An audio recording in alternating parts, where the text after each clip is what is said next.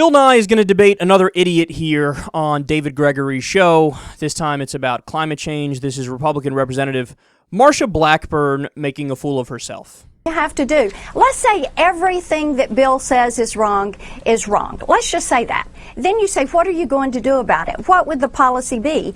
And will that policy have an impact? Now, even Director McCarthy from the EPA, in answering questions from Congressman Pompeo before our committee, said reaching all of the 26 U.S. goals is not going to have an impact globally. And David, what we have to look at is the fact that you don't make good laws, sustainable laws, when you're making them on hypotheses or theories or unproven sciences. Bill Nye? Well, once again, the Congresswoman is trying to introduce doubt, and doubt in the whole idea of climate change. So what I would encourage everybody to do is back up and let's agree on the facts. Would you say that the Antarctic has less ice than it used to?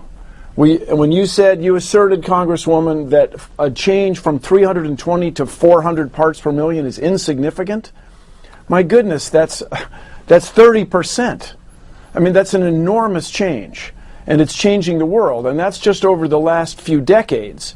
You go back to 1750 with the invention of the steam engine. I mean, everybody's been over this a lot, but it's gone from 250 to 400.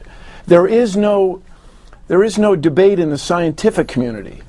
And I can encourage the Congresswoman to really look at the facts. You are our leader. We need you to change things, not deny what's happening. In a world that made any degree of sense, Republican politicians wouldn't be allowed to voice their opinion in the media. Now you say, oh, Kyle, that's crazy. That sounds ridiculous. But wait a second. It's about the validity of the stuff that they're saying. At a certain point, when every single Republican politician, a parade of them, comes out on the Sunday shows and says, yeah, global warming, schmobal schwarming, it's not happening, it's not real, I don't believe the science, or I think my science is better, even though you have no science backing up what you're saying. But yeah, no, it's just, whatever, don't worry about that. At a certain point, it's the job of the media and the job of the reporters and the journalists to say, you're just wrong. And if you keep coming on here and saying that, we're not going to invite you back. And we're only going to have conversations with the people who should be talking about this in the first place, namely climate scientists. And climate scientists aren't going to be debating if it's happening or if it's not happening. They're going to be debating what the solutions are, because we're all going to agree on the fact that it is happening.